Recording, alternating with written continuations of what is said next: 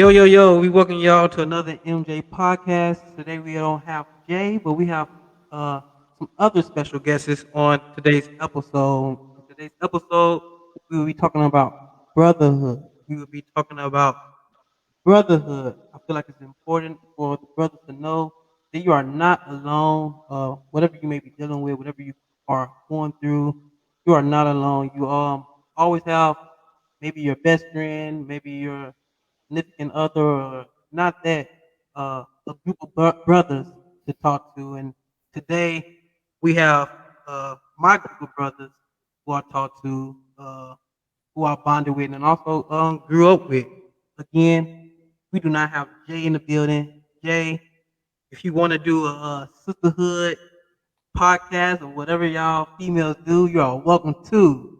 Today is M Day, and I am discussing and talking with my bro. What's up, bro? Y'all are allowed to introduce yourself.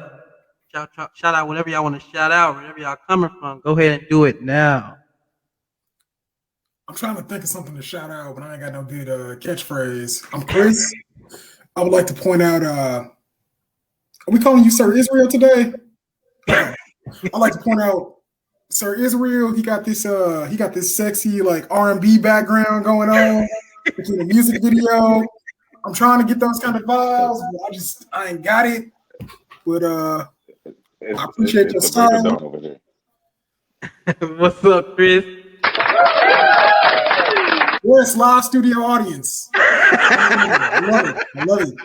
I got you. Who next? My name is Sir Israel. I normally go by Azariah. That's my middle name. I am live all the way from South Korea, where I'm serving our country and helping to protect South Korea from the invasion in North we Korea. appreciate that. We appreciate So, that, bro. so yeah. Last but not least, Yeah, I'm just Tez, just three letters, just to keep it easy. Too easy, literally. Yeah, I'm in St. Louis. I'm a preacher more so because I love the word the way that I do. I've been told that I love Jesus too much, but that's their problem, and I'm gonna be who I is. I love I it. got You know I what got the I'm same problem, bro. I got the same problem. You already know me. I'm M, the other half of the first half of J, MJ, and we here to talk about brotherhood.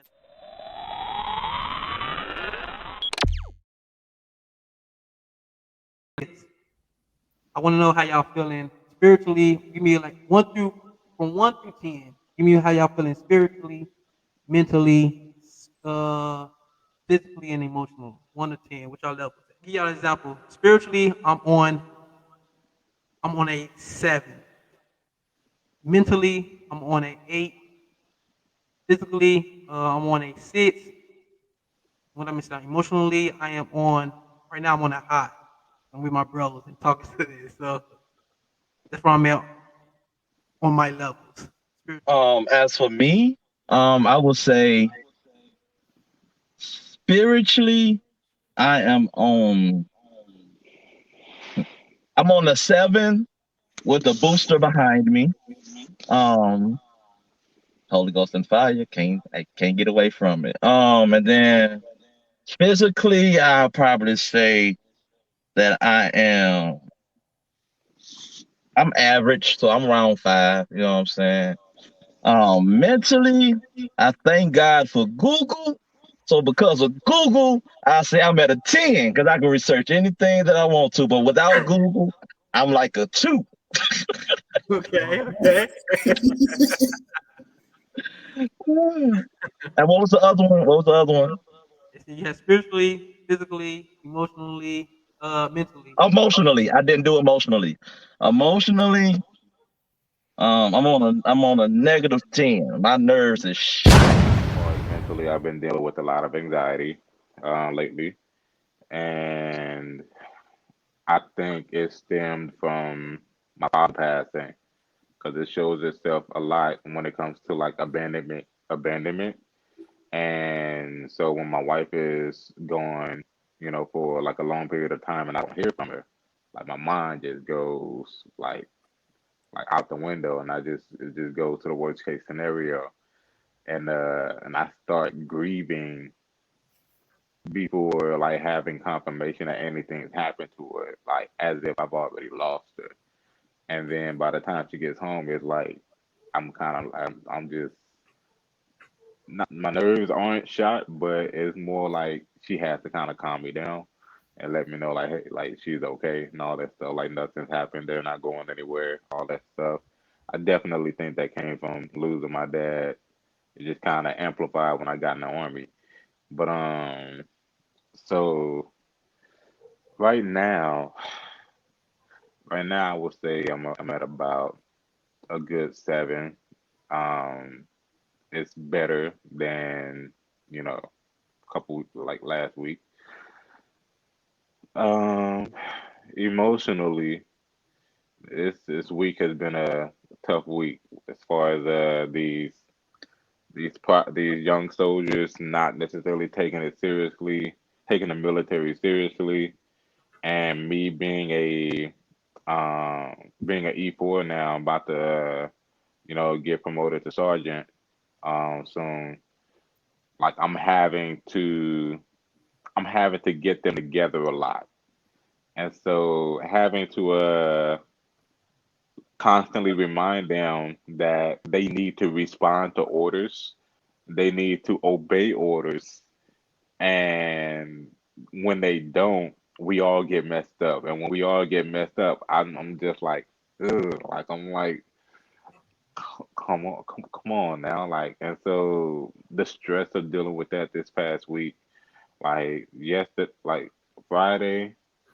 I know Friday was yesterday for y'all, so like it's Friday, man. After work, I just came home and I just collapsed in my wife's arms and just kind of like I just let for me, I when I'm stressed, I cry, like not like boo hoo cry, but I just let the tears out because from what I learned, it has the same effect that cutting yourself has or whatever. When how people use the cut to deal with stress and to deal with emotional distress or whatever. But basically, the release of tears has the same effect of relieving stress.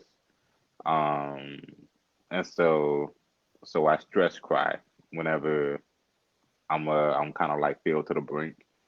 Um, but emotionally rating, I would say I'm at maybe probably a good 6. You're about a 5 or 6. Um, so that's mentally, emotionally, spiritually. I would say I'm getting better. I was at about a 2, maybe a few months ago. Now I'm at about maybe about a 5 or 6. Um, I don't really know what a 5 or 6 like looks like compared to you know anyone else, but in my opinion, I would say I'm at about a 5. And the last that was and physically I'm okay. Got some problems with my wrist and my hamstring because I pulled it on a run a couple months ago. So I'm rehabilitating that, and I got to do occupational therapy on my right hand. But aside from that, like I don't have back problems, so I'm not that old yet. So What's up, Chris? What you got? What your levels like? Man, so what we say intellectually, spiritually, physical, emotionally. Mm-hmm. So intellectually, I'd say I'm about a 5, just because telling you earlier before this call, got a new job.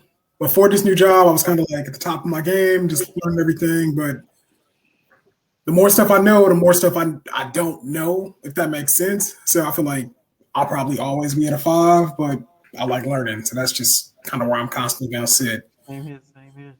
Emotionally, let's see. For the most part, I feel pretty good. I don't know if I could put.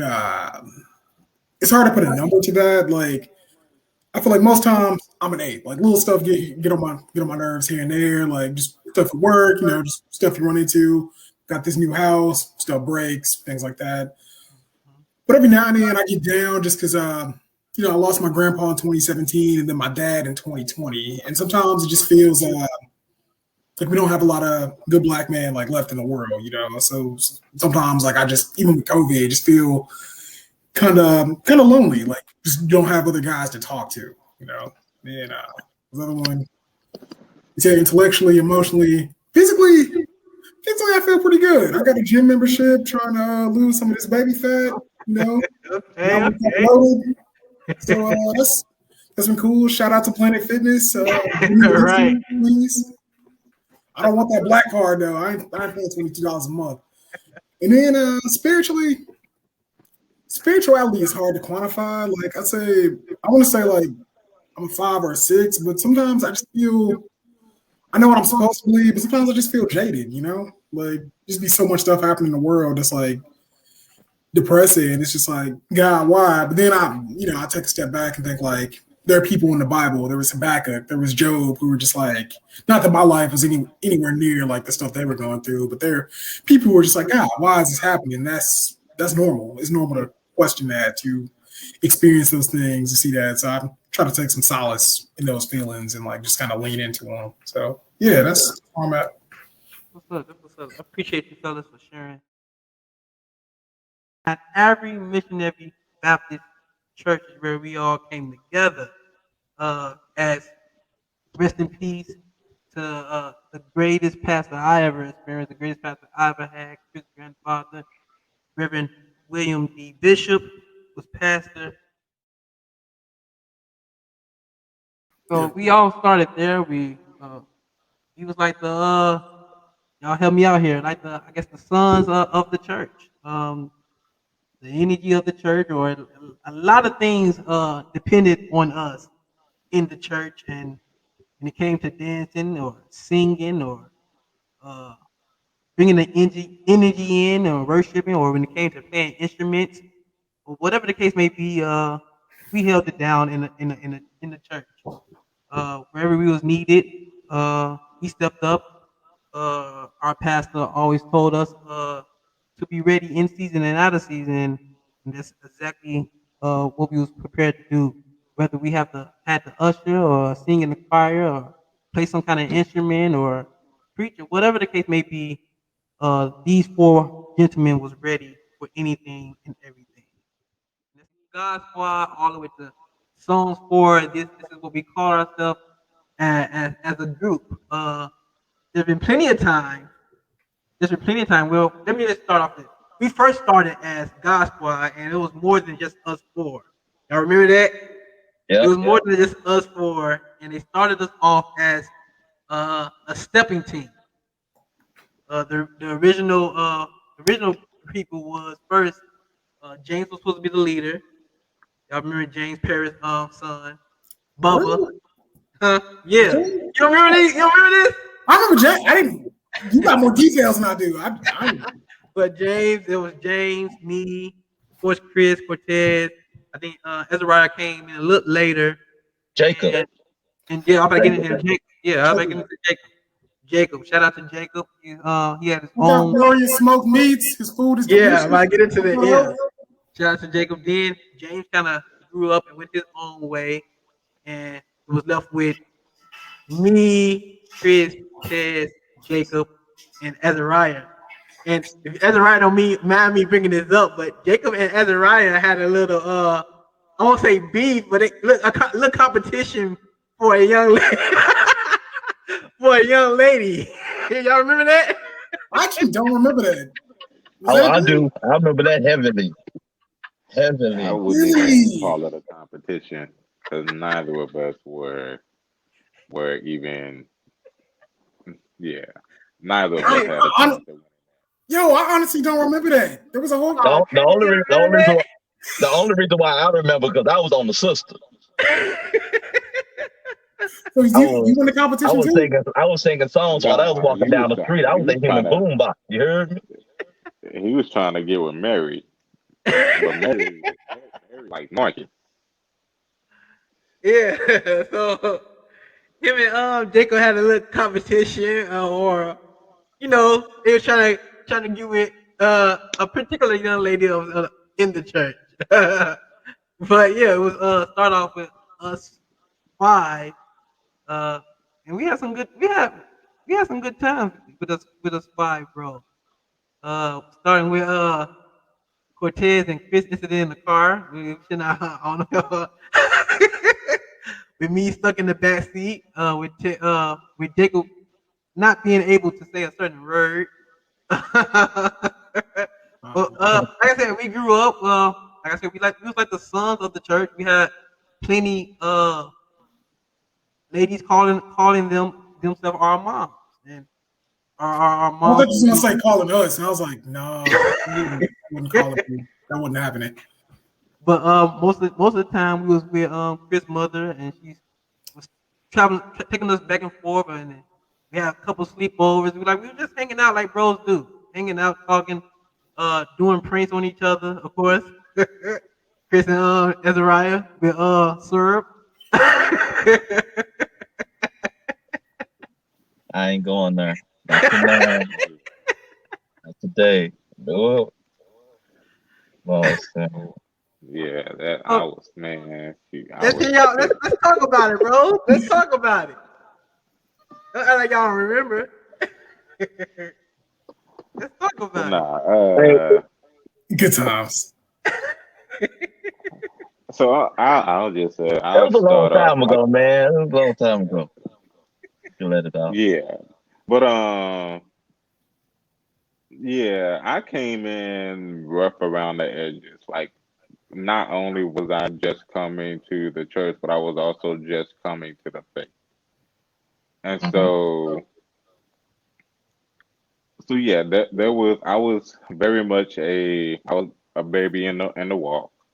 Um, so rough around the edges that like it took a minute for me to kind of really, I guess, kind of like settle in the groove of things as Mm-hmm. far as um, my co- as far as the code of conduct, like the way that I act and the way that I talk. Like I used to cuss a lot. I used, man, man, man. I used to do a lot. So Um, before you go deeper into that, like talk about like you just said, you was kind of coming into the faith. So how was that? Talk about that. How was that for you? so, um, I, okay. So I had just moved into a new school district, started going to Normandy Middle, where I met Marcus, and from there, like I had met Tez already because my bus stop was right in front of Tez's school, and Tez went to school with my younger siblings. So, so I knew Tez in passing, like separately from the church and from Normandy Middle, but we never really like talk. We never really like hung out or anything. And so um, by the time I met Tez at church, it was just like, oh, you go here and all that stuff. And so, but yeah, like back to the topic, back to answer your question. As far as how I was introduced to the faith, I was going to Normandy Middle, and I had no friends just yet. 12 years old, the whole new school district, whole new school, and um, I was just alone. So I ate alone, walked alone, and until Marcus decided to like change that basically. Um, I don't even remember. I remember how we met as far as like through drawing comic books, like superhero comics, but I don't remember like how that interaction happened. What all I know is we started drawing together, and in the comic books he would mention. he would mention God a lot. And then like I asked him to tell me more about God. And so from there, he invited me to he invited me to church. Um, and that's how you would, normally like spread the gospel. That's how we normally spread the gospel in black church. Like, somebody want to know more about God. You're like, hey, well, why don't you come to my church? Like, we ain't really know nothing about evangelism at the time. Um, so yeah, that's how we gave the gospel to people. I started going to the church. I went to the church. Um, and after a few visits, after a few overnighters, I met the family who became my God family. Um, and Marcus' mom became my mom. His sisters became my sisters. And so after I realized that Mount Ivory was in walking distance from my house, I started going on my own. And so it took about a couple of years for that to happen. Took about a couple of years for that to happen, and once I started, like that's when I first met the young lady in question that me and Jacob was both had eyes on, Dominique. Mm. And so yeah, I joined the church that day and got baptized June 2004, and I was made a new creature in Christ. You got something to say, Ted? It looked like you got Did you something to say. join church because of her? No, I wasn't gonna say it, but the way you framed the story, you would have been a whole different religion if you hadn't have met. Dominique changed his life. I, to be honest, I think I might have. I, she had a whole lot to do with me sitting in the chair at the altar call. So That's what's up. You can't go wrong with that area. That's what's up. Shout out to Dominique. No shade to your husband and your kid and nothing like I think she happily married. Back up Ezra's story. I was when I met Ezra, like he said, he was alone, and what drew me to him because at that point in time, uh, I'm not boasting on myself or anything, but I'm a man with many talents. So at that time, I was intrigued in art or whatever, and I was pretty comfortable at the school. Meaning I knew I had some friends, I had some people who I hung out with, and I really didn't eat lunch for real. I never did trust cafeteria lunch, so I never really ate lunch. So I was walking around and I saw him sitting alone. I was walking around fellowshipping, talking, or whatever, and saw him sitting alone. He was drawing. And I was intrigued. See what he was drawing about. Like he said, that's when it all started. Uh, had classes together. I think I don't know about Azariah, but my favorite class with Azariah was I don't know if you remember Mr. Grant. probably yeah, math Mr. class. Grant, and we used to draw. Working out And singing. we'd be paying attention and stuff, but we used to draw and singing Michael Jackson and butterflies and stuff like that. So, but one thing y'all don't know, well, I think I told Ted and Chris before, but one thing about Azariah, we also had English class together. And this man cried because the English I class did showed not cry. Titanic. This man cried over Titanic. Uh, Cause what's his name? Leonardo was dying. Yep, Leonardo That DiCaprio. Yep. was the funniest thing ever. I'm like, dude, are you crying? No, I'm not crying. Hey, I ain't never seen Titanic myself, but it's a touching movie. I heard it's a touching movie, so how it's was all there good. not enough room for Jack on the door? Like that's like she could have moved. She could Scoot have over. She moved could have moved over. over. She could have moved over. Let Selfish. that man freeze to death. All that stuff, like literally died in front of her face.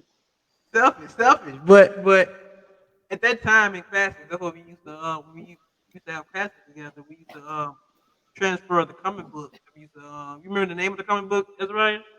It was super teams. super team. Yeah, we used to transport the book and in that moment of time in class work on the story and everything, draw. Literally So make it up as we went. yeah, make it up as we went. So that's what he was referring to. And like I said, we bonded. Also found out, like I said, I was into a lot of things. So also found out he liked dancing, and I was considered a dancer myself. And uh, I think it was like at the end of I think it was the last time I went to school with Ezra. At the end of that class, uh, I just burst out dancing. They was playing some music, and I just burst out dancing. I remember it was you, Ezariah, and I can't remember the other dude that used to say they can dance better than me or one of the challenge. I was ready for the challenge, ready to throw down. So I'm dancing and they ain't never stepped up for the challenge. So, but from there, me and Ezariah just kicked it, and we are like, I knew it was my last time at that school, so I like, man, we gotta bond some kind of other way or whatever. Like I said, he was bringing up questions about God. And I'm like, okay, what better way to keep this connection going than to invite him to Mount Airy Missionary Baptist Church? So, but with that said, that's how me and Ezariah started. But Chris and Cortez was already running and going and rocking together. Tell us about that story, bros. Well, I was born. Yeah, I was gonna say there's not really much of at least on my end. I feel like I too was born. I'm a little older than you, not much, but it just felt like you was always there. So it was just always you and me. And I ain't gonna lie, like I got bored in church. I ain't like sitting still and listening to pews. So I was always into stuff. I guess you was into stuff too. I felt kind of bad, like I was dragging you into trouble. I don't know. You might have been a good kid, but I got into stuff. Like I was just running around, breakdancing. Like it was just a lot happening. Because you can't tell a kid to sit in the pew for 3 hours on the weekend. What is that? It's the weekend. And then we have like 3 sermons. We got Sunday school, regular sermon, and then we got to go to somebody else's church after that. But I'm supposed to sit there and be quiet the whole time. I'm like, I'm 5. What do you want from me? I heard of a chip fight. How'd it go? How'd that start? I'll let you tell that. Well, this was during a phase where I copied Chris on everything that he did, except for clothes. Yeah, that was out of my hands. That was more so my grandma, and I looked like an old grandpa in a suit. So that was just me. I still rock suits to this day. I just heard some lip smack. Who was that? You know, in the chip fight, you had a polo. I had a suit. True. See that now this thing. Now you just brought something up because we have always been opposite. I mean, We've always been opposite. When I was fat, you were skinny. Shots fired. And now we over here in the switching phase. Now I've been wondering why I've been picking up all this weight. You over there losing weight, Chris? Physically, I feel pretty good. I got a gym membership, trying to lose some of this baby fat. Okay. So that's been cool. Shout out to Planet Fitness. When you lose weight, I pick up. I'll be waking up bloated. I have to do something. Nah, I'm gonna need you to find. We're gonna have to meet up and find a middle ground on what. Yeah, you know what I'm saying? 200. Hey, 200. we can still see you laughing. Turn your mute off.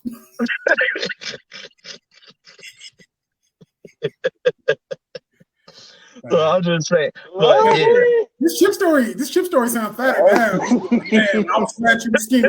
You was trying to come for my chips. Hey, well, I think that was my chips though. But you wanted They were your chips. The way that it ended up was, I think they took the chips from both of us, and we had to sit in the corner. And I think, if I'm not mistaken, I could be mistaken because I'm not sure if we was old enough to read yet, but I think we had to read Ecclesiastes chapter 3. No, we was older when that happened. Yeah, I remember that Money, day. no, that was No, they ain't make us read nothing. Okay, I'll make That- sure. that- that- What? So was that a spanking? That was a You spanking probably, time.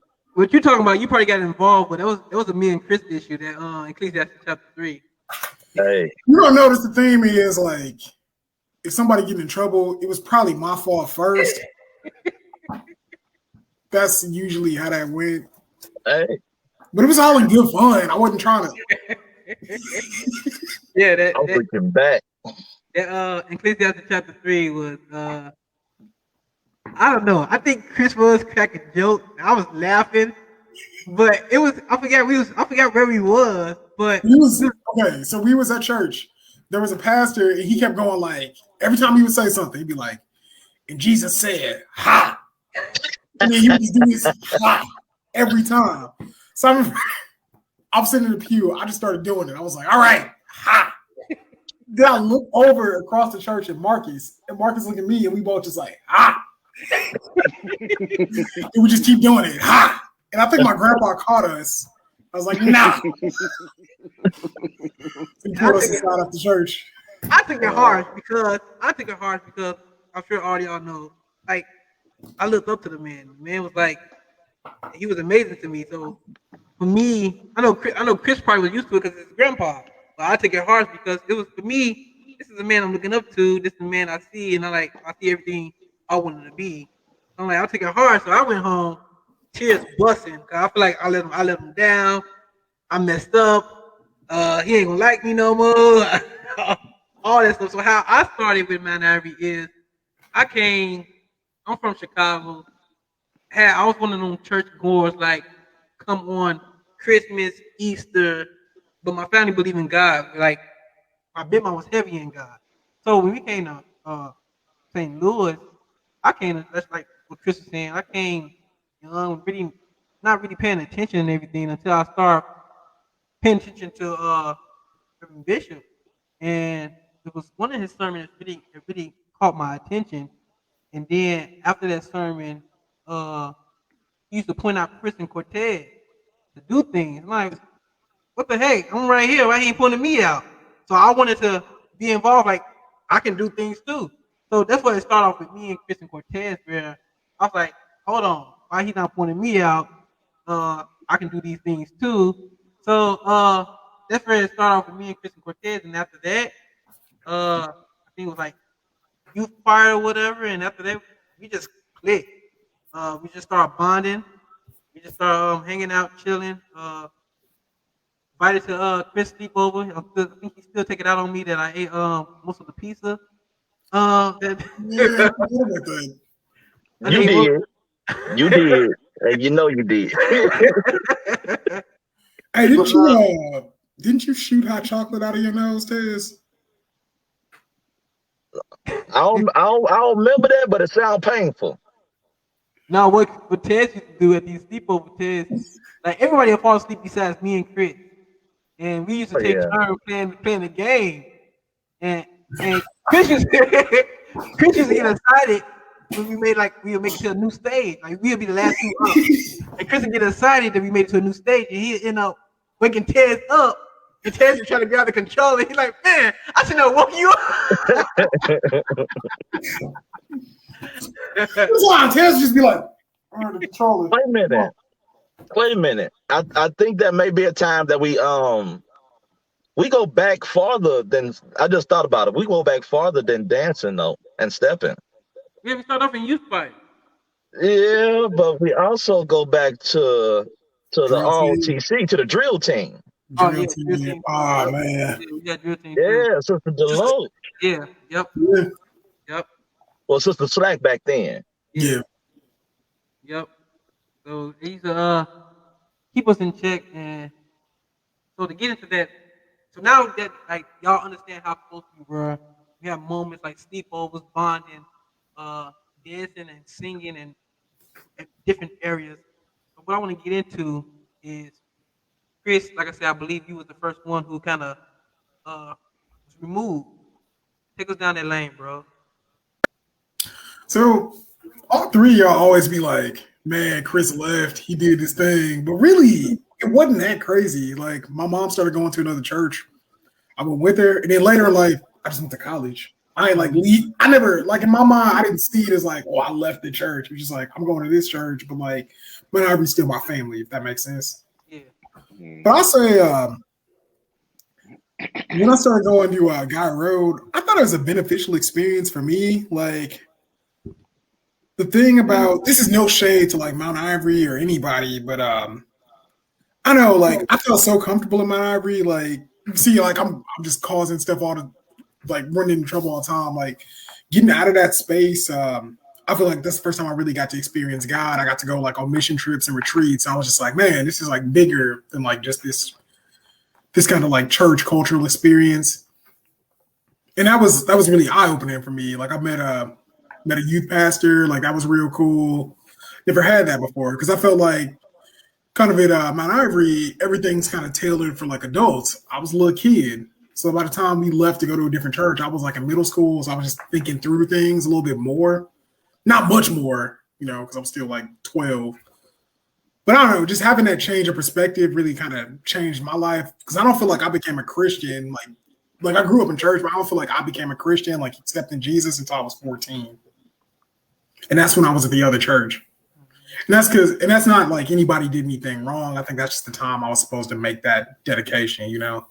So your experiences at Garrow did affected Red Bishop, which caused to affect Mount Avery, and that's when I think Mount Avery started to do more stuff or be more involved in missionary work and things of that nature. So I do recall that, and I think that's when y'all started like coming back, and that started being I think even Ted went to one of y'all Yeah. at Garrow, and I think Pastor Bishop had y'all talk about it, and it really affected Mount Avery, and that's when we started getting into more missionary work. Yeah. So I recall that it really had a effect on Mount Avery, and that's when Mount Avery started going into I guess missionary. if I had to put it in a nutshell, growing up, church felt like God had become like just this cultural thing. It's like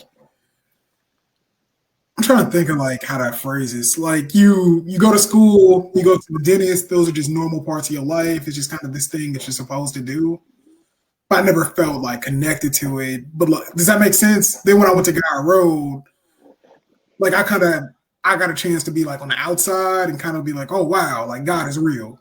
Does that make sense? Yeah, That's why I say like that's the moment where I really felt like I became a Christian.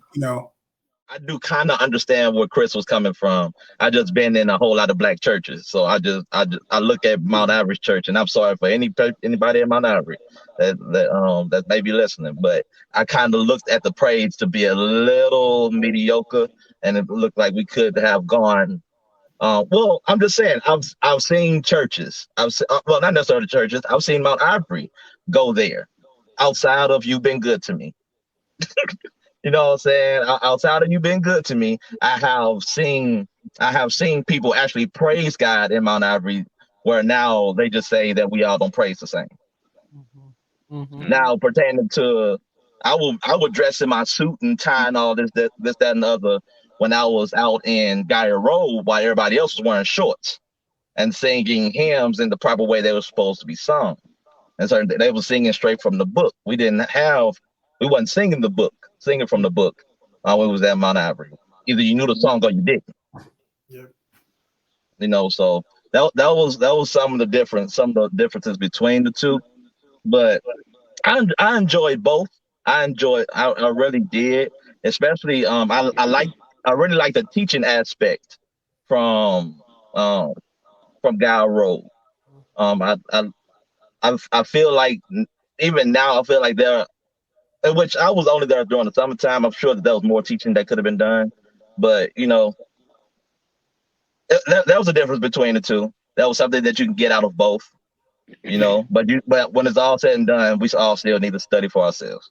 in that I think one as we got older in life, me and Ezra started living together, and I think he was coming up with the same kind of like the same thing, like he wasn't getting enough or learning enough or wasn't Right. um, deeper enough, and some other people was getting that same feeling, uh, um, and even Reverend Bishop himself, used to always say a lot of us, a lot of people was at Mount Airy was on milk instead of meat. So the I mean like Tess was saying the excuse was everybody prays different or it was always some kind of excuse to keep things the same instead of growing or doing things more, more like being more, coming out of your shell, coming out your box, and being more than like I always said this. Mount Ivory got so much potential, but a lot of people within Mount Ivory will not let it grow or will not let it blossom. So with that being said, we won't because I believe unless y'all like I know before we started, the story was different, but I believe Ezra, you was the next one to move. So y'all help me out. Mm. So I So remember what I remember was it was like your same kind of thing as Raya was the learning aspect. Like to elaborate. yeah, so it wasn't just the learning. I also felt like an outcast there too. Mm-hmm. Um, uh, a lot of it was because I kept being misunderstood, and then people kept going to Reverend Bishop about the things that I was doing, but not coming to me first and letting me know what I was doing, and then I'm having to. And then when me and Marcus tried to reconcile, when I tried to reconcile things with Marcus, I'm finding out that they were coming to Marcus too about the things that I was doing, but nobody told me anything. So Reverend Bishop had to me down a lot and let me know, hey, when you do this, this happens, and it makes people feel this way. And I'm like, oh, okay. Um, and I feel like that's exactly how it would have been had they brought the issue to me personally, like that I would have been like, oh, I see, I see that, and I'll stop. But that wasn't the case. And so, I mean, the thing is, I prefer things to be done like Jesus tells us to do in the book of Matthew 7, where he says to like, if your brother offends you, tell him, and if he doesn't hear you, then get somebody else and tell him. And if he still doesn't hear you, then you bring the pastor into it. So And so, they more like went to the second part of that, and that was me tell somebody else to tell him instead of coming straight to you. way I saw it, it seemed as if like because I didn't dress a certain way, because I didn't talk a certain way, because I didn't act a certain way, that I was seen as, oh, I mean, yeah, you believe, but you don't act like you saved, you don't talk like you saved, you don't dress like you saved, and all that stuff. And it's and because the way I would see, the three of you get treated was a little different than the way I was treated. And so and that was because all of you had a more obvious zeal for the Lord. Like all of you were obviously more, outspoken about, the faith. You were a lot more expressive with your praise and stuff like that. And I was just more, like hand clap, like I was saying when I was into it, but I wasn't the person that would run and jump around. I wasn't the very outwardly expressive type. I wasn't coming to church in, dress shirts and slacks every Sunday. I always came in jeans and a t-shirt. I still go in jeans and a t-shirt. Um, I didn't talk a certain way. I didn't have the whole churchy vernacular. I didn't act, the way our churchy friends would act. And then, like I didn't fake the Holy Ghost. I didn't, I just the way that I saw how church people acted was not my personality. And that wasn't respected and it wasn't seen. It was seen as if, oh, you don't act the way we act, so you're kind of like othered. So I felt othered. by a lot of the congregation. But there were people there that I genuinely felt, like loved by, that I genuinely felt appreciated by. But at the same time, it wasn't enough. It just wasn't it wasn't enough because like I don't I, I don't know how to, I guess, put my finger on it. So not only that, but like I wasn't like I kind of felt like I hit my cap and my growth there. And in order for me to break past that, I had to go somewhere else. And so when Daryl and Nakia left after, Daryl's um like piano playing like came to an end at the church, like I went to their church for a little bit. And their church was in walking distance from me and Marcus' apartment. Um I realized that, like, I mean, their church was cool. It was small, just like it was smaller than ours actually. There was a lot of love there, and I appreciated, the fellowship there. But then I got invited by one of my other dance mates, because I used to dance professionally with Daryl like 15 years ago. Um, One of our other dance mates invited me to the gate, and when I started going to the gate, the way that I felt from hearing the sermon, it felt like it felt like drinking fresh water after being raised on a lifetime of Kool-Aid. Like it felt refreshing. Like I felt like I was actually getting the word and not just, a sermon of a story based on a couple of scriptures in the Bible. And so, like, the relationships that I developed at the gate is what kept me there. I started actually getting discipled, like discipleship 101. I went through a whole year of that, and then I got introduced to an organization that did international mission trips, and so I saw the world for the first time. I went on mission to China and saw people get saved and accept the gospel. I learned what the gospel was and how to give the gospel and how to like we had prayer walks every day. We had fellowship every week. We had a Bible study every week, and it was consistent for 7 weeks straight. And so from there, I grew like tremendous. Like my growth in the faith like shot tremendously.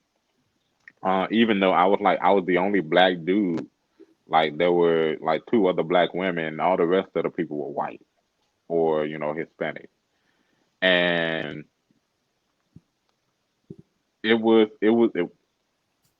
there was some culture shock. There was some depression and some mental health issues that happened. Um, I was kind of alone, even though I had a group of people there with me. It was just like I was the only one who had ever experienced God the way that I've experienced Him over the past few years, and the way that they experience God, the way that other cultures experience God is different. And so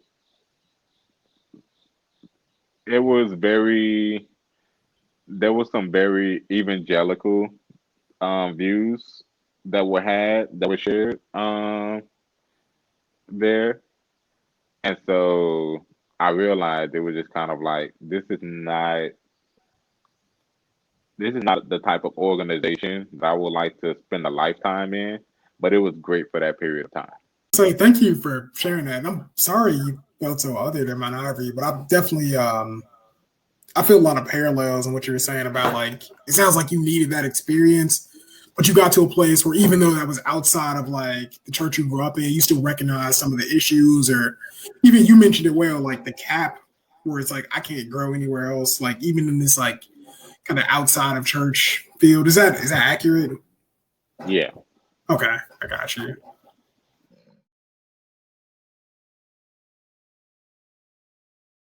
Get into Ted because after that, the church began to rely on me and Ted.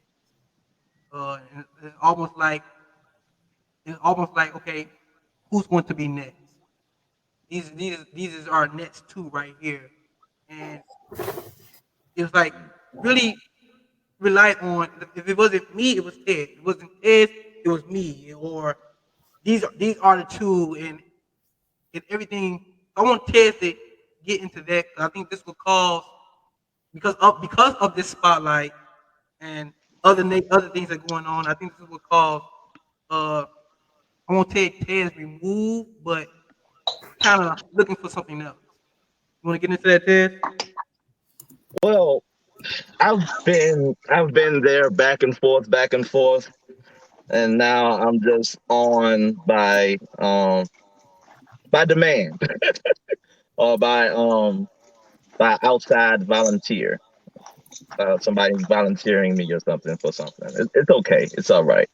I'm still a willing worker. But my initial reason that I left is because when when when I went off to college, in which I was just there at Lincoln University for a year, I had some experience that I knew wasn't fake, and there are certain things that Mount Ivory and Sunday school or over the pulpit I didn't really hear taught about. And so I had a lot of questions. When I came to people with my questions, people looked at me crazy. People still look at me crazy with my questions, but like it's okay. But it's like I went around searching. It's almost like after you read a whole book and you thought that you was gonna find what you was looking for. They're like, oh, this ain't the book now. Oh goodness, I gotta go read another one. I gotta go find. But now we got Google now, so everything is quicker. But but I had certain experiences, and I just couldn't stay there because I felt at that point I felt what Reverend Bishop was talking about when he said that a lot of people there was drinking on milk, because there was a lot of things that I just started hipping, oh, not hipping, I started hearing repetitiously. I heard other people. No, I heard Reverend Bishop preaching some of the same sermons, in which I'm not talking about the gospel. You know what I'm saying? I can hear the gospel every day, but I mean pertaining to just certain topics and certain viewpoints on scripture. So I honestly went out and searching, in which I didn't necessarily go straight to the right place or to a good place or whatnot, but I actually went some searching for myself. And right now I'm more so I had gotten tired. I had got tired of the same old milk.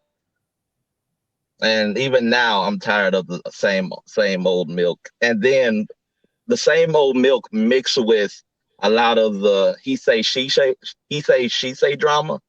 And plus it's like we not only were we just brought up there, a lot of the older people was brought up there. So it was almost like once you're in, you're not going nowhere. And I'm looking like I can show you better than I can tell you. Mm-hmm. But once I got out, I started, and that's what I was saying earlier. I started having other church experiences. That's the reason why I was saying about Mount Ivory didn't necessarily have the blackest type of praise, because they just sat there. It was like a lot of spectators than people that genuinely came for an outpour. Um, as for me, I'm an outpour person. When it came to my praise, I was like the black sheep. Like see, it's okay to praise God and don't worry about anybody else, but there are times where you realize that you're holding up service. You know what I'm saying? You can be genuine with God, but it doesn't necessarily feel that it don't necessarily feel that right when you have people that's trying to go through the motions. You're holding up the emotions by being genuine. If that make any sense. So I felt like that wasn't my groove. That wasn't my flow. I needed to go somewhere else. And honestly, once I went to other places, I realized a lot of other churches only wanted me for my hype Just wanted me for the praise team.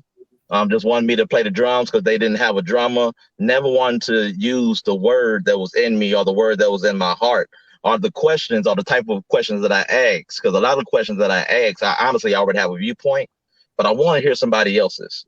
You know what I'm saying? I know how to make some noodles, but how you make noodles? How do you? Do you add some hamburger? You know what I'm saying? Do you add some hot dog? What do you do? So it, I couldn't find that. I found a lot of people, a lot of Christians don't even like to talk about the Bible. You know what I'm saying?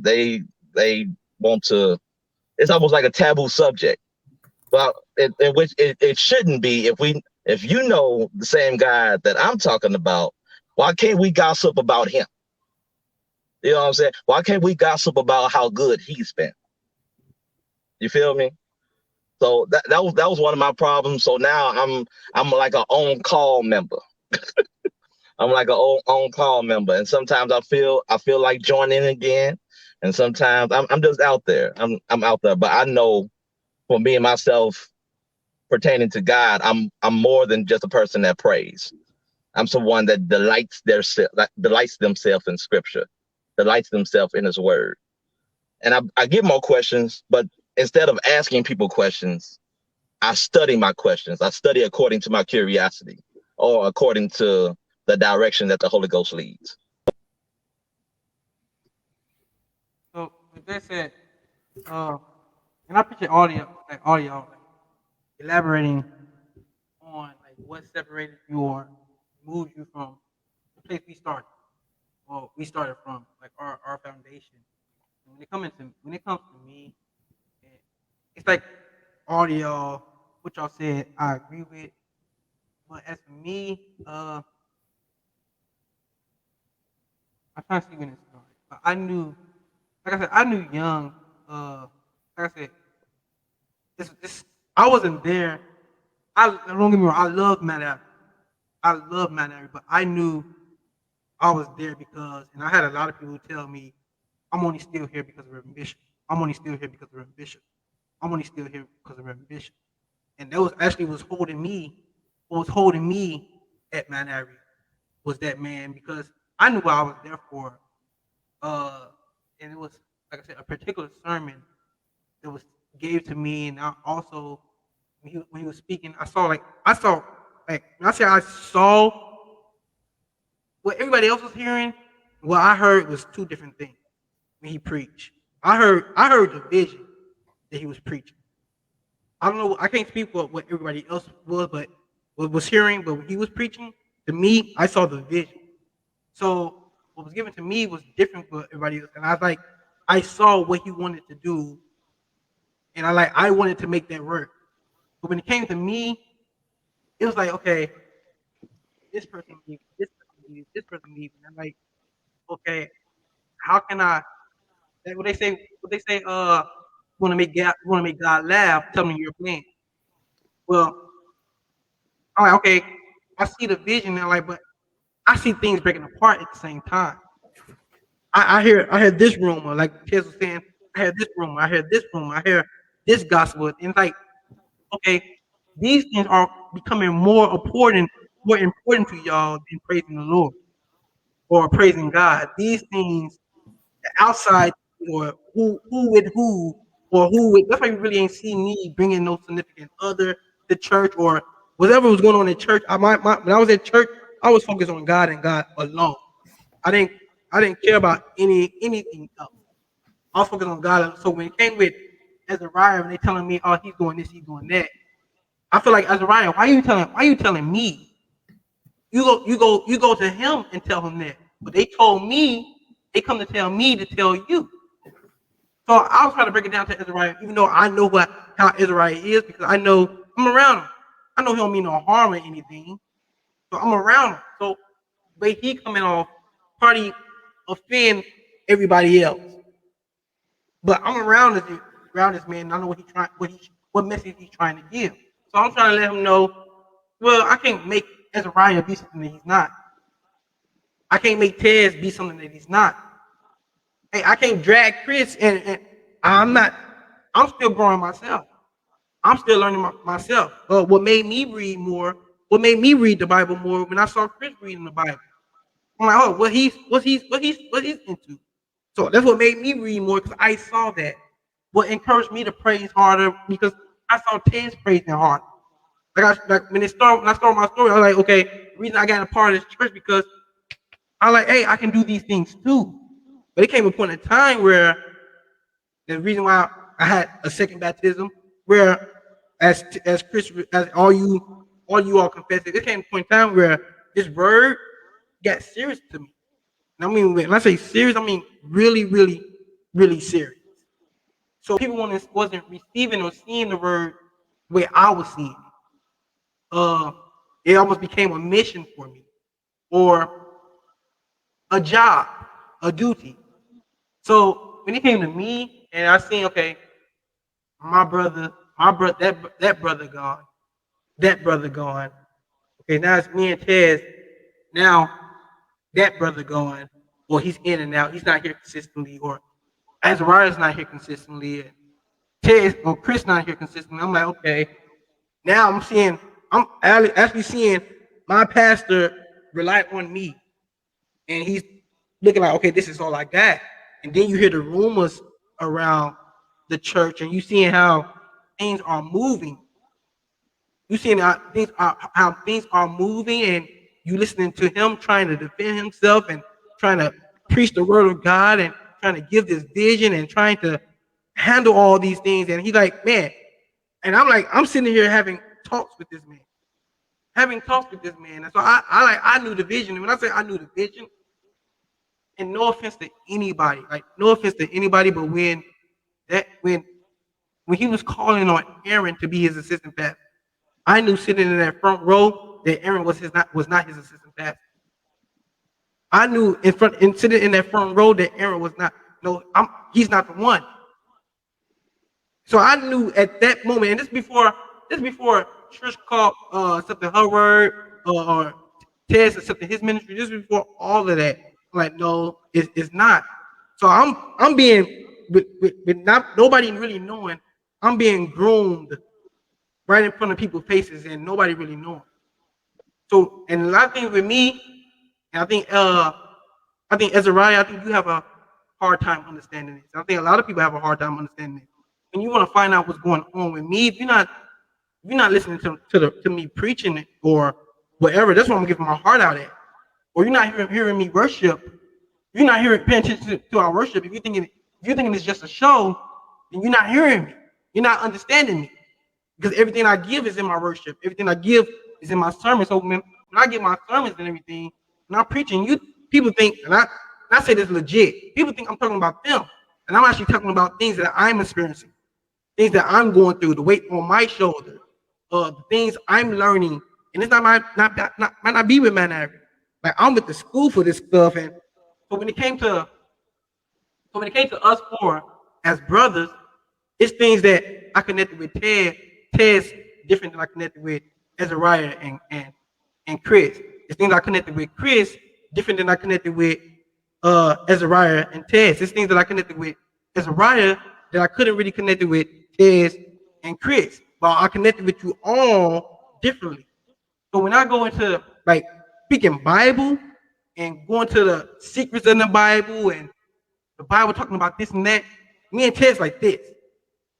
So when I hear him talking about the things that he's going on and what things that's going on with him at work, or he bring up homosexuals and this and that and this and fighting against that stuff, I understand what he's talking about spiritually, which a lot of people who not into the word the way that I'm into probably can't find that or understand that. So what I'm getting into is how Chris viewed the world is different the way I view the world. How Ezariah viewed the world is different than how I view the world. How Ted view the world is different how I view the world. But I connect with each and every one of y'all differently. So when you come off with different views, yes, it causes separation.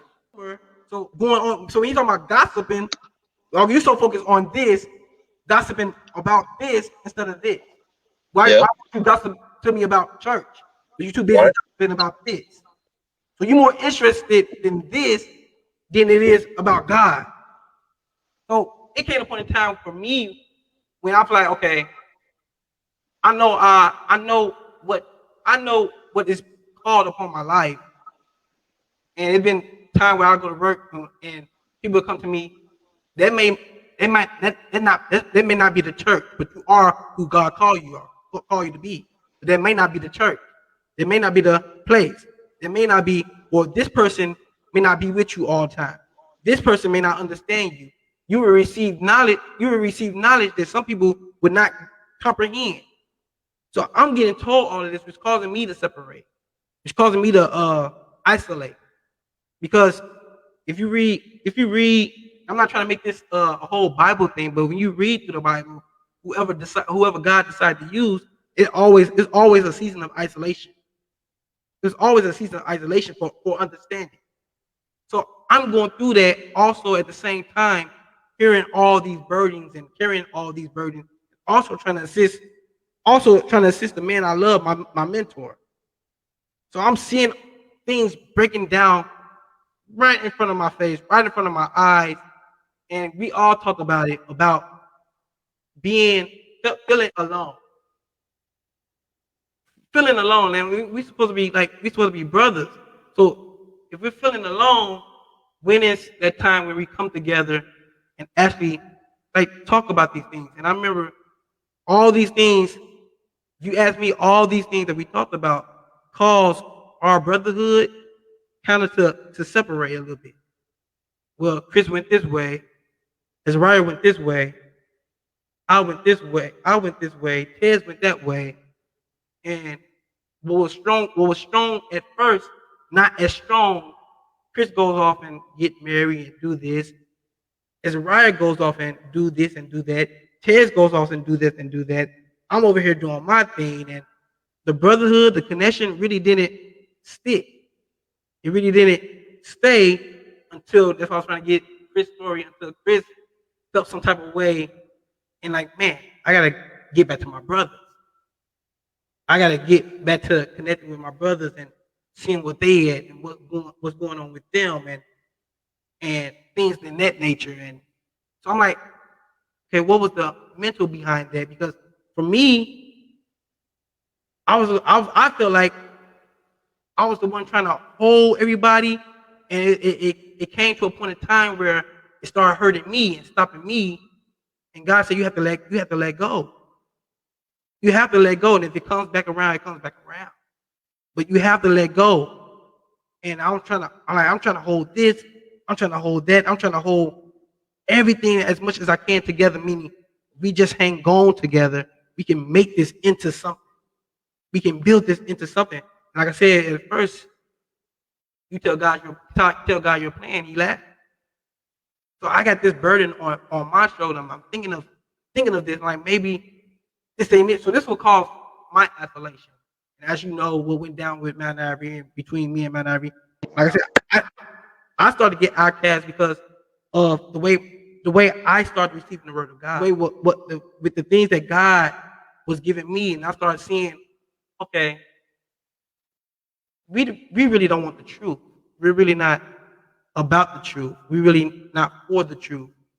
Like Azariah was saying, we hear a few scriptures here and there and get a spiritual shot or a shot or to get hyper up or to feel some type of way. But it wasn't about it never was about learning. It never was about getting closer to him like we were singing, like we was dancing about or so I'm like, okay, where did all that go?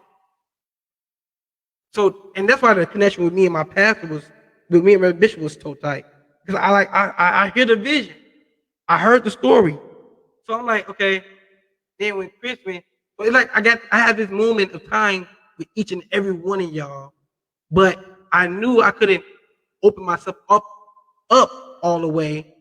Only way I could open myself up all the way is through my sermons or through my message or through my speech. And if nobody hearing that, then you're not hearing me. You're not hearing me. So it came to a point in time where I felt isolated. I felt kicked out. And I felt kicked out just like Tez or each and every one of y'all want to confess because of my point of view. And I'm just saying the same thing that the Bible said.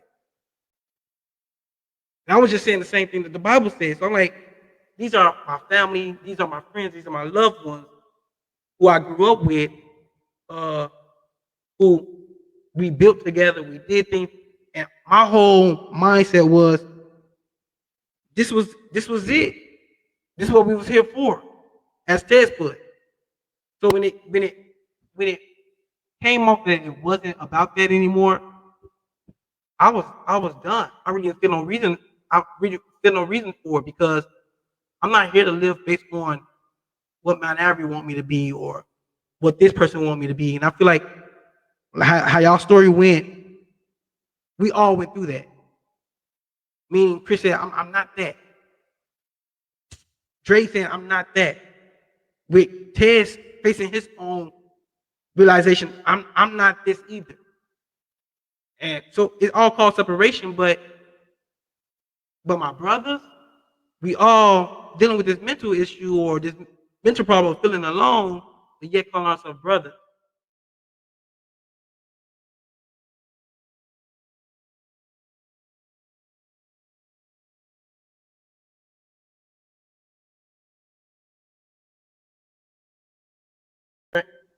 Even I think me and you, Chris, we had a conversation during text. I was at work, so we couldn't talk. But like it was kind of isolation with Chris because he wasn't understanding.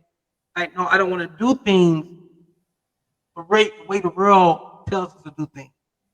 I don't want to follow what the world is saying. Like when I say like my life is built, the vision that I was given, like God is writing my story, and I only could follow that.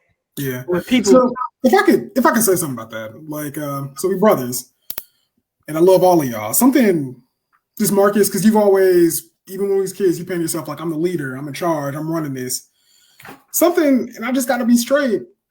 Sometimes I don't feel like you always hear what we have to say, and you assume if we don't understand, it's because you got the vision and we don't catch it. no, it's not. To back that up, it's never. It's never. I never. And I was just talking about. I was just talking about. Before you go, hear me out. I'm not saying that's what you actually do, but that's what it comes off as. You always talk about like you feel isolated. And that's something like I observed in my grandfather. He's a pastor. He saw himself as like almost this martyr figure. And honestly, this is just me. You might disagree. I don't feel like that's biblical. I feel like my grandpa surrounded himself by like people who didn't, not you, present company excluded, but people who didn't always have his best interest. I hear you kind of talk in the same way, but I don't feel like that's your situation. You have people you can lean on, but you feel like, oh, I'm the leader. I have to do this. I don't know. That's what it comes off like.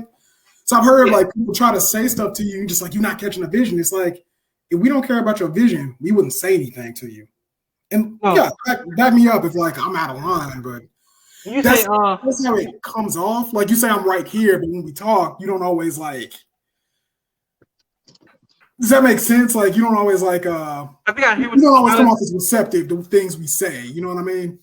No, I think I hear what you're trying to say. What I'm saying is, you say I come off that way, or I present myself that way.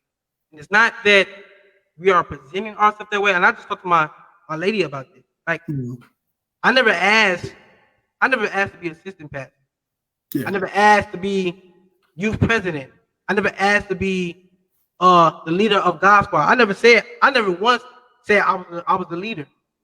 Never once in any of my conversations said I was the leader. Maybe big brother because I'm the oldest, but never the leader. But what people misinterpret is that when you, and it's been oftentimes, and I tell my girl this, it's been all the time I try to stay, even with Ted, me and Ted used to go back and forth and say, oh no, you the next one, no, you the next one, you the next one, no, you the next one. Where I'm not looking for being the next one. I can care less about being the next one or being a leadership, but I come to understand by studying or by reading or by your personality where leadership or position can be put on you. Oh, I agree with that 100%. Yeah. I feel like I'm a leader in my own way. And the way I think about leadership is, it's just me. I can't put this on anybody else. I feel like as a leader, if I communicate an idea and people misunderstand it, that's on me. That's on me. I have to explain myself. Not always. And I feel like you disagree with that. And that's something, I don't know if you and I will ever see eye to eye on that. If I'm saying something, if I'm explaining the vision to people and no one gets it, that is my fault, and I have to change up how I'm communicating. So That's just something I believe to my core. With that said, how do you feel about us believing? Like I said, us believing the same thing. With that said, how do you feel about Jesus leadership? There's a difference between disagreeing and misunderstanding. So there's people who like disagree with Jesus, and they disagreeing. That doesn't mean they're not getting the vision. That means they don't want the vision. But there's also people who like, I'm trying to hear what you have to say, but I literally don't understand what you mean. It sounds like a different language. Yeah, I was about to give a biblical example. When Jesus I was said, too. I was when too. Jesus, I'm probably about to say the same thing you about to go. Right, I was go too. to. That's what I said. But when Jesus said that he'll destroy this temple in 3 days, they definitely took that. I'm backing you up, Chris. They took that as a misunderstanding.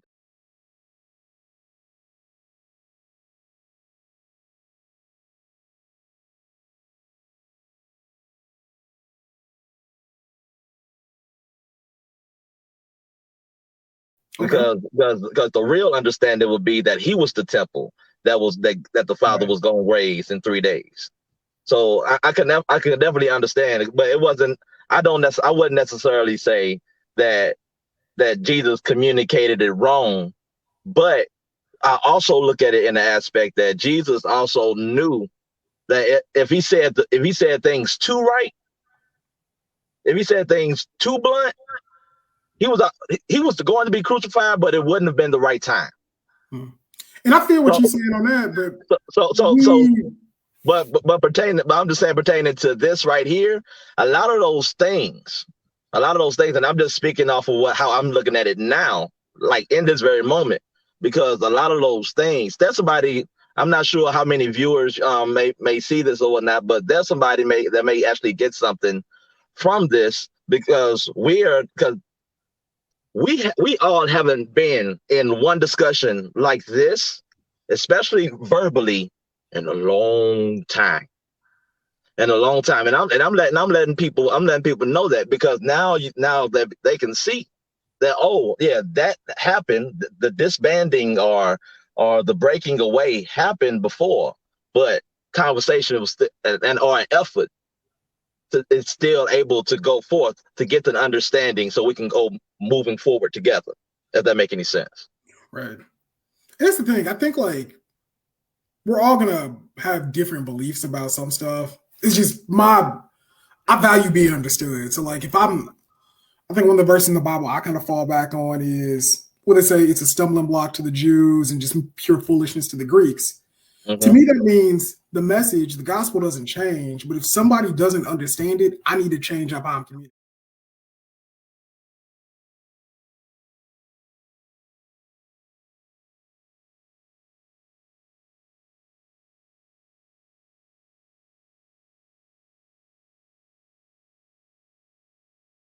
It's not enough for me to be like, well, you just need to chew on that meat.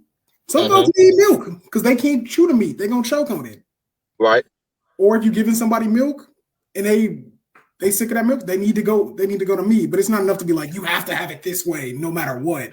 That's not my style of leadership. That just doesn't work.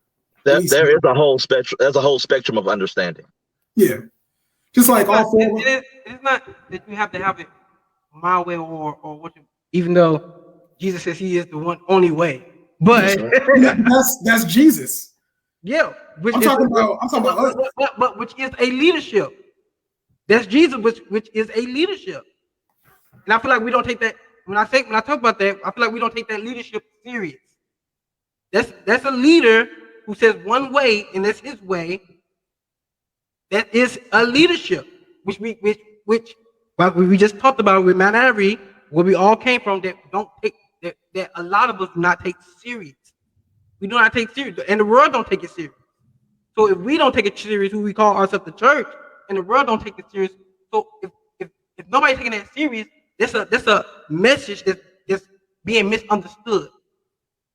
That's a message that's being misunderstood. Because if he telling you that it's so serious that he gave his life for it, and that's how serious it is. that he gave his life for. Mm-hmm. But we're not taking it serious, and the actions and the thing he commanded us, and we're not taking it serious, then that's not misunderstanding on his end. That's misunderstanding on our end. As him being a leader, that's misunderstanding on as our end. Meaning, what else Jesus have to do by giving his life to get you to understand that? Look, but again, hear me out. I'm not talking about Jesus. I'm not like saying let me finish. Let me finish. Let me I'm talking finish. about. Okay, I got you. Let me finish. But that's not, and that's what I'm saying. That's not the only leadership. Just using, because we talk about racism. Just using our people. There've been plenty of leaders saying the same thing over and over and over. Just our people. When I'm talking about our people, I'm talking about so-called black people. Yet we can't find ourselves out of the situation because we keep going back to their situation or what they put on us. And oftentimes, if you look up history, all our people, we always say, like, just using us, we always say the white man is the enemy. White man this, white man this, white man that. All of our leaders got destroyed by their own people, including Jesus Christ. All of our leadership was betrayed or destroyed by their own brotherhood, by their own circle, or by their own group of people. Including Not no white man this or white man that. Meaning it was somebody in their particular circle that sold them out or did this or did that, who said they knew the vision or they understood or it was down with the brotherhood that betrayed them, including Jesus Christ. Including Jesus Christ. Meaning all, and I'm talking about us. All of our leaders who we say we down for, we celebrate, they give you the same vision, maybe in a different way, but it's the same vision. It's the same vision, the same vision, but in a different way. We all betrayed them. We all killed them. And we still don't get it. And we still not following the vision. And we're still not listening. And we still don't understand. Because we're still in the same situation mentally more than ever. We're still in the same predicament. So we can't keep pointing the finger at leadership when there's been time over. Even the Bible says, I sent this person. I sent this person. I sent this person. And they all have a different form of leadership. And you're still not getting the vision. We can't keep putting that at the leadership. Soon there's going to be accountability of, okay, it's me or it's us. I can't just keep. I feel like that's what I do as a leader. Like, if my followers, we all do that. Followers are like failing, that's on me as a leader. That's how I feel. I'm gonna point the finger at myself first. Of course. But what I'm saying is, as a community, I'm talking about. I could just say about black people as a community. We always play victim. It's almost in our DNA to play victim. That now that everything is a problem now. You can't even tell the truth. If you tell the truth now, you are an enemy. So sooner or later, I can't say, oh, it's how I'm doing it. No. Sooner or later, it's us as a whole. That's why I brought up, meaning we all came from, meaning I have the experience to understand a single parent household and what I got from a single parent household, and also what I got from a 2-parent household. So let me speak to that. You talk about like black folks playing victim. So in my experience, there are people who do play victim. That is a thing. I don't want to deny that. There are folks who need to accept responsibility who don't do that. But we all start off in different places in life. And some people, through no fault of their own, through no choices of their own, they're born with an advantage. Like, for example, we're talking about single parent households. How much more beneficial is it to have both your parents in the house? Not all of us had that. That doesn't mean we're playing victim by saying, like, you might have more of a benefit by having both parents than I did by having, like, a single parent. That's not saying, like, I'm a victim. That's just saying I might have to work harder. I might have to overcome some more stuff. When most people talk about racism, that's the idea they're trying to get across. Not that, like, oh, we playing victim. We can't take care of ourselves. It's just like we were dealt less cards, and that's nobody, like, well, it is some people's fault. I'm not going to deny that. But that it is what it is. We just have to point that out. Like, sometimes, and I don't think that's, and correct me if I'm wrong, I don't think that's victimhood. I think that's just calling it out. You might even say, like, hey, I'm born in an area that has less job opportunities. I'm not playing victim, but I might have to move. But what I'm getting at is when somebody when the same answer keep getting presented to you and you don't receive that answer, but you I think the definition of it insane is keep doing the same thing but getting the same result. It is what we're doing. So we had different leaders coming to you with answers, with answers, with answers, with answers. But as a people, and it starts with which is the reason I'm having this whole thing, because it started with man. It started with man getting their act together first and getting their things in order first. Because it started with us, whether we want to agree with it or not. But even as man, we try to put things on woman. That's coming from the beginning. Even as some of us men try to put things on women, but we never accept the responsibility. Like, it starts with me. If I want to change the situation, I can't wait for somebody else. I'm at a disadvantage. I'm at a disadvantage. I'm at a disadvantage. Okay, we understand that, but there's been this opportunity. There's been this message. There's been this key. There's been this key. There's been this key. And if I'm not receiving that key, or I'm not even trying to open the door to get out, then that's not a leadership. That's not their problem. Meaning the messenger problem. I guess my thing is, I don't feel like it's an issue to acknowledge that you're at a disadvantage. I don't feel like that's playing victim. You'd be like, hey, this is the hand I've dealt. I'm at a bit of a disadvantage. Here's what I'm going to do to close the gap. But to just pretend there's not a disadvantage at all, I just feel like it's naive. It's not pretending that you're not in a disadvantage. It's saying, okay, yes, I'm in a disadvantage, but I'm not going to stay here. Sure, I can agree with that. So what I'm saying is, we keep saying we're at a disadvantage, but we're staying in the same predicament, meaning no change. Like we were just talking about, no change has happened, no development has happened, no growth or none of that mentally, especially mentally, has happened. So but let me ask you this, how do you quantify that?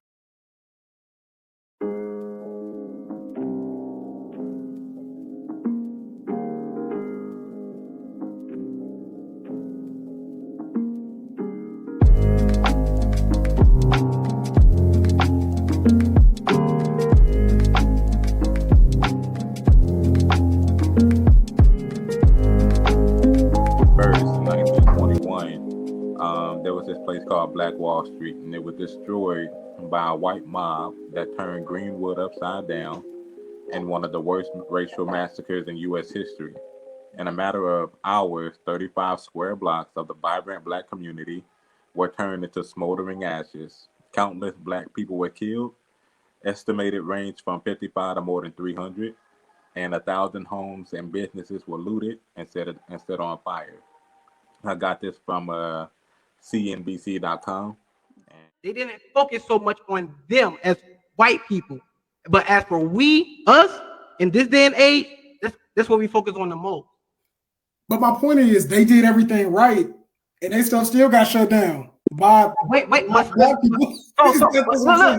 But understand though. But to get to that, are we at that? Let me ask you a question: are we at that level now? No. So the reason why we're not at that level, why? Well, I would say systematic racism. So we go back to you're proving my point. So we go straight to 13. But what about little boo boo killing our young? Hold on. But honestly, I'm sorry, Chris. I have another answer to that question that you just asked, Marcus. Go for it. And my answer is the lack of community. If I'm getting it, I know that's what I understand. That's what you're getting at. But that's why your very last example that you just made, that affects all that, because black people, and I'm talking about today, if we had all our big wigs, if we had all of our Joneses actually came together, like you get what I'm getting at. I know. I agree with you, Mark.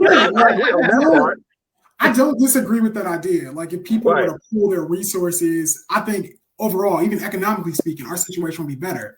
That being said, let's go back to what I'm saying. The whole thing, meaning we not supporting one another. So it's like there's two things. Here's what I'm saying. There's two things that need to happen. sure, Black people could work together more, but there's also forces beyond our control currently that still put us at a disadvantage. And we can see this clearly with Tulsa. Tulsa, they got their stuff together. They worked together. They built a prosperous community, and that still got destroyed. So what I'm saying is, it's not enough to say like Black people need to do this, boo-boo need to quit shooting people, because at some point we did do that, and white people still shut it down. That's what I'm saying. I'm saying this. I'm saying you have to have a broader lens. But I'm saying, but I'm saying is that was a few in number.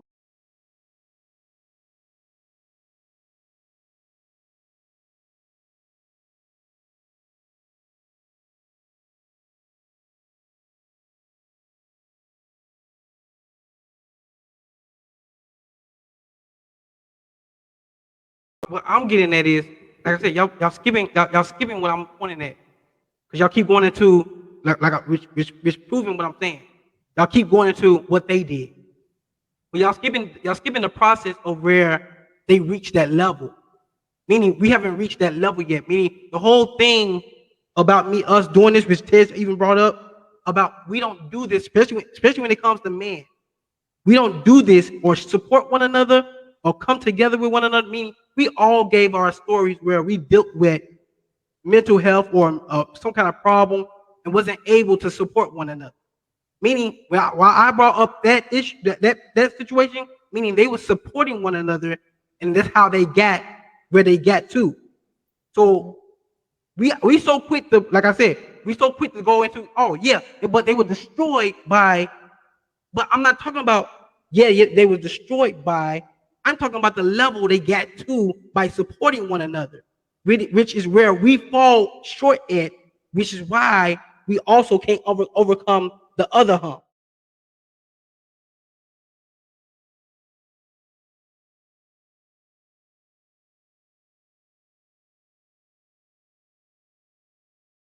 The things we celebrate as a community, as a people, and a lot of people like to call it culture, but the things that we celebrate is not good things to celebrate.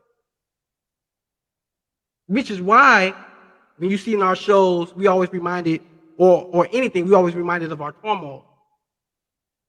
Which is why in all our shows, most of our shows, you see a young Black boy growing up in a single parent household, because we always reminded of that disadvantage. Then we hate, and I remember you used to go. I remember as you, Chris, you used to go through this as because you don't talk like, even Dre said it, because you don't talk like us, or you don't do this like us, or you don't do that like us, because you do it differently. You get criticized for it. You get blamed, or you get pointed the finger at. You get however you want to put it, because I talk different.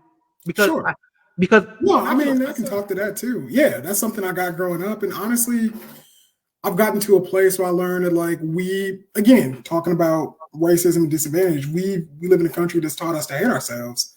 So I used to hear that and be like, man, I don't fit in with Black people. When really, my perspective now is we've been programmed to not like ourselves. So anything that seems other, we try to attack. And that's not cool either. That's what I'm getting I guess I kind of got like two minds about it. You were talking about, like, does this person deserve to be shot? I'd say it's a different thing to call out injustice without celebrating the person. Like, we can say it's absolutely wrong for cops to shoot unarmed folks. It doesn't matter like what the person did. That's wrong. That's injustice. We need to call that out. That's not calling out a disadvantage. That's just holding people accountable. It doesn't matter what we're doing in that situation. With holding people accountable, what I'm saying is we also got to hold ourselves accountable. We also got to hold ourselves, meaning, and that's why I brought up all of our leaders. None of our leaders, yes, they had issue with the so-called white man, but that's not the reason they died. And I'll be honest, this is something me and my grandpa disagreed about. Like, I guess my thing is, I don't feel like, if we're just talking about Black people, I don't feel like Black people have to behave a certain way to not get shot. I don't feel like, if it's like, oh, you need to pull your pants up, you need to dress a certain way. We're people. We're created in God's image. We deserve respect. That's how I feel. I think that's what it is, you know? So, like, all this, like, we need to get ourselves together. Do we? Maybe, but we don't deserve to be shot if we're not together. Go ahead, Ted, before I read. Go ahead, Ted. Well, as I listen or whatnot, one thing that I'm really realizing is that there is a lot of deflection of blame. Like we all don't have mess. We all don't have trash in our front line. Like we don't have mess and dirt at our front door. You know, that was that old term, sweep around your own front door type of thing. But as we entertain the deflection of blame, we miss our own things that we need to be working on.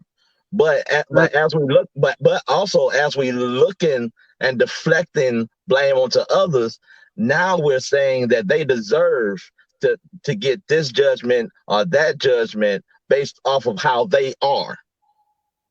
No, I don't know where y'all get that last. I'm just saying. I'm just saying. No, I don't I know where y'all really get that last can't. one from. Meaning, I, what I'm saying is, we get to a point where we no longer hold ourselves accountable. at I'm all. not saying they deserve that because they do this. I'm saying it's consequence to every action. So if I move me and my family, my house, we move with a purpose. So if I'm out there stealing, I cannot expect the cops to harass me or the cops to come and get me and hand me or put me in jail. I cannot expect that. If I'm out there shooting up the block, I can't say, oh, the cops ain't gonna come and get me. And I can't celebrate that. Meaning most of our music celebrate that, right or wrong. We I call think it. we can all agree that actions have consequences. So But that's what I'm but getting the at. thing is, there are So certain hold sometimes on, the let me finish. consequences. Allow me to finish though. But when we as people gloss over those things, look past those things, and ready to throw the stone at the cop or throw the stone at that or throw the stone at that, meaning, oh, this is why we had a disadvantage. This is why we had a disadvantage. No, what about little boo boo shooting 5-year-old? No, that's our disadvantage. Meaning, like I said, the whole reason for this is us supporting one another. Meaning, fellas, you don't have to be alone. It's important for us to talk to one another and communicate one another. And the weak end of the stick right now is man. Whether you want to believe it or not, the weak end of the stick is man because we're not standing like we're supposed to stand. Meaning, as man, us being the head, talking about leadership, we are the fence. We're back in wartime. Usually, back in ancient time, it was the man who defended their household, their area. But so if we're not on the same page, if we're not on the same page, how can we ever get to that level? Then once we get on that level of supporting one another and being on the same page with one another, then that's when we look at them and target them. But first, we have to support one another and come together as man or as a husband. Even nowadays, you see a big thing about man versus female. Even in civil rights, even while they was able to come together and stand against those principles, is because they was together or they did things together. Meaning the family structure was strong, or meaning the husband and wife or man and woman was together and they had something to stand on and they supported one another. Everybody knew each other. They held little boo boo in them accountable for doing this. No, don't do this. Don't do that. Meaning they had a certain standard on how they walk and how they carry themselves. As for now, we uplift. We uplift destruction. It's like our almost like our culture. We uplift and praise those things. So what I'm saying is there's a falling away of us supporting one another because we're too busy killing one another. And if we too busy killing and destroying one another, and we're not attacking those issues, how are we ever going to attack the main issue? That's what I'm getting at. But we going straight to issue 13 when we're not attacking issue 1 yet. And we have plenty of leaders. We have plenty of leaders who said this, who went over this. Many we can use Michael Metz. Michael Metz, believe it or not, was killed by his own people. But he also had a vision of what? Supporting one another and coming together and believing in one another, because that's the answer. So if you refuse to listen to that answer or understand that answer, sooner, and that answer is being given to you, that's not a leadership problem. That's a us problem. If we lifting up this and putting down, I want to say truth. If we lifting up like lies and stuff like that, destruction, little boo boo in them is celebrating that and putting down this, people who's trying to bring us together and walk accordingly, upright, then we always gonna fall. We always gonna fall. Put this podcast together in the first place, and Marcus, correct me if I'm wrong. What does brotherhood look like going forward? And maybe that's something you tell us. And we might not agree with that, because that's how relationships work. You have to negotiate like what you want. So maybe talk about what does brotherhood look like to you specifically, and then maybe we can all jump in from there and kind of see where we see eye to eye. How does that sound? When we go through adversity, it's not a time to move away from each other. And if we are serious about being together, and we got to support one another and listen to one another. Like, I'm talking about any brothers who watch this, any man who watch this.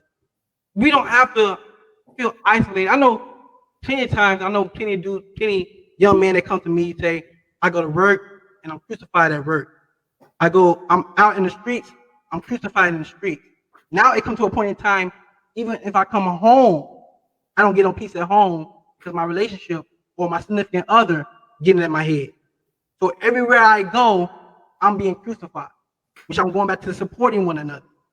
Go ahead. Add a list to that, because as I honestly prayed about this some years ago, and I poured out to God. I remember I was in my grandma's dining room, and I was telling him black men, young black men, especially around our age, a genuine place for our generation of black men to be free in any capacity. We always have to be restricted. You know what I'm saying? So it's real hard to really be yourself and be who you really are, and really be transparent without somebody judging you according to their book, or according to their outlook on things. A lot of us young men don't have discipline, structure, or that mentorship on guiding us and supporting us. And we like Chris started off, man. I lost my grandfather and my father, so that mentorship, and it's hard to come around, and we need that more, brothers. Now I might anybody who may be listening, whatever, like, don't let because like I said, a lot of us got hurt from where it started from. That's what I'm getting at. A lot of us got hurt from where it started from, and we allowed that to isolate us. We allowed that to isolate us. And because where we got hurt from, and I always share this. I like I said, I preach about it. A lot of times what's really going on, and this was a problem with where we came from. We like to push things under the rug. And just because you push it under the rug doesn't mean it's gone away. It's still there. And that's the same thing, not only with us that's the same thing with black community. Little boo boo in them is still there, or that is still there. That issue is still there. That's what I'm saying. I can't just skip to 13 without addressing issue 1, 2, and 3. And no, that issue and that problem is still going to be there until I address it. We have a boo boo on the call at some point. But so we can't try to move forward and not address issues, or not to address situations. And for men, and like I said, for men, it is coming to a point in time where you have to say, okay, I need to stand.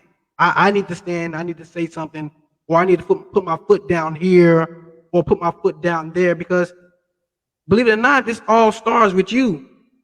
So if we come out of a situation, it's going to start with you. If we get into a situation, man, it's going to start with you. It's the same way in the beginning.